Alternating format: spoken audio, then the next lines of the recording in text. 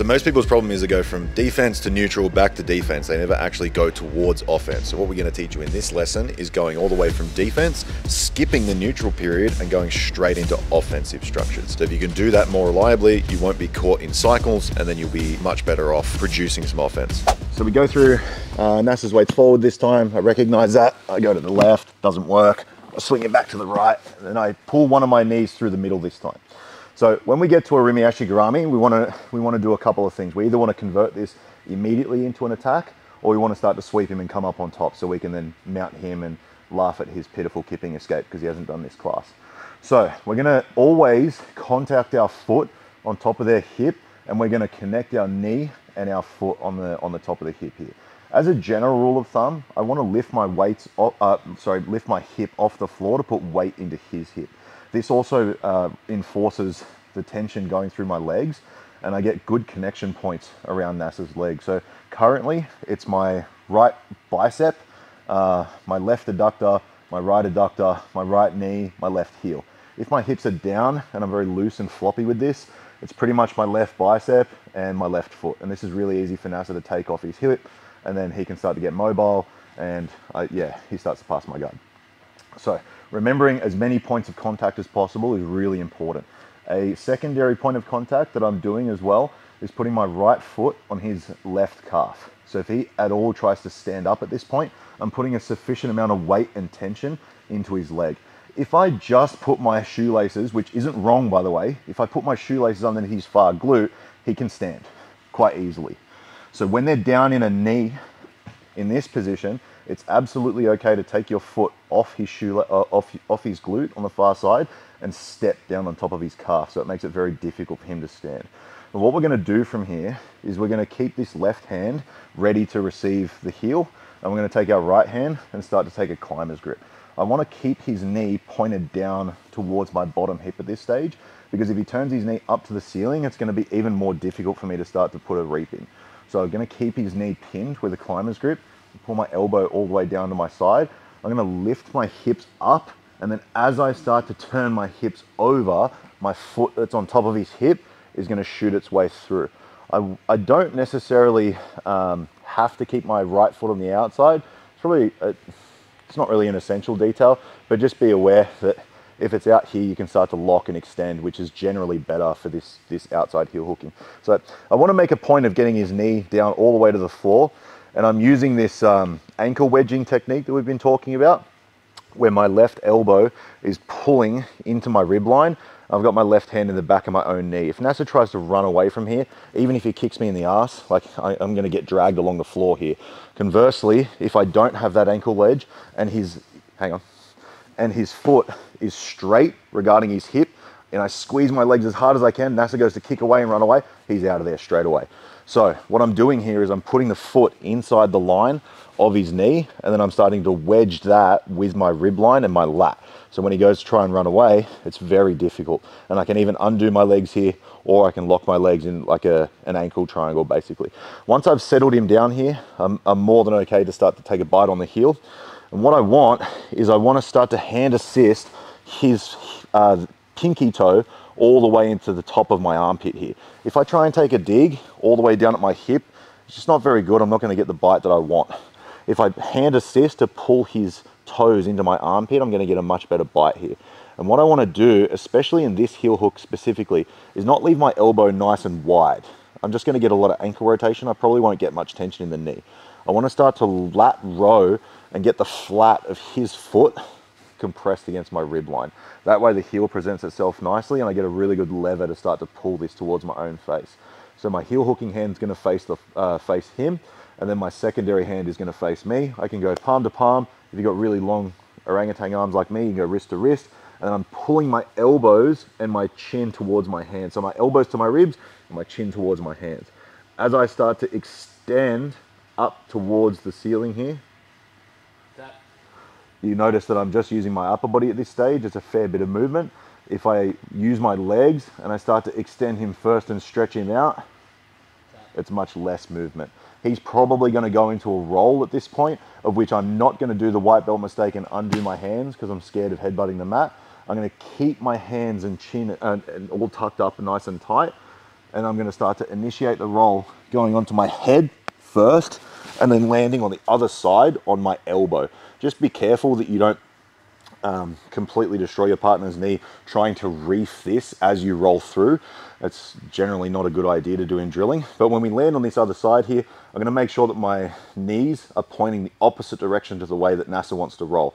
If he tries to roll from here, it's extremely difficult because all of my body weight is facing this direction. So once I keep my hands up nice and high, I can finish the same way just by slowly externally rotating or keeping my hands nice and high. I let go for demonstration purposes. I'm going to take my right hip into his knee here. Very nice and slow. When you guys are doing this, especially at the beginner level, just be very slow. No jerky, crazy twisting movements. You'll hurt your training partner. So all the way from mount, we initiate our kip to the left, doesn't work. Kip to the right does work. I bring my knee all the way through the middle and I've got my foot on his hip. I've got the inside of my leg touching him. I've got my calf touching him. I've got my hand as a ready to receive overwrap.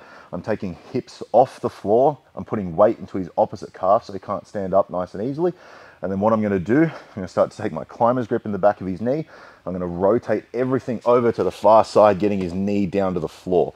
I've already got my ankle wedge from when I was in the Irimi Ashigami position. So if he tries to run at this stage, it's impossible. I'm going to start to hand assist all the way up into my armpit. I'm going to peel that back and take a nice high dig where my hands and my chin are in the smallest space possible. I'm going to start to slowly rotate as I extend my legs. Nasser's going to hit a roll to defend. Extract my foot so that my foot's not caught in the middle there.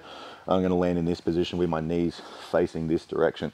I don't let go of my hands. I use my forehead to roll over the top, and then I start to introduce hip pressure while my hands are up nice and high. You should get a pretty good break. Let's give that a go. Let's look at how we escape mount into the upper body. Now, one thing I should mention is that I showed that from the kipping escape, but what I spoke about in the escape series is you can bring both knees in or one knee in for either of these escapes.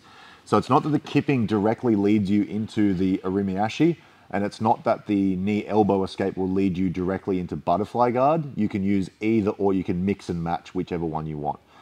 It's going to be largely dependent on whether you can get one knee in or two knees in, but you should be able to choose at any given point. So just because I show the knee elbow escape now to butterfly guard doesn't mean you can't get there from the kipping escape, just as a footnote.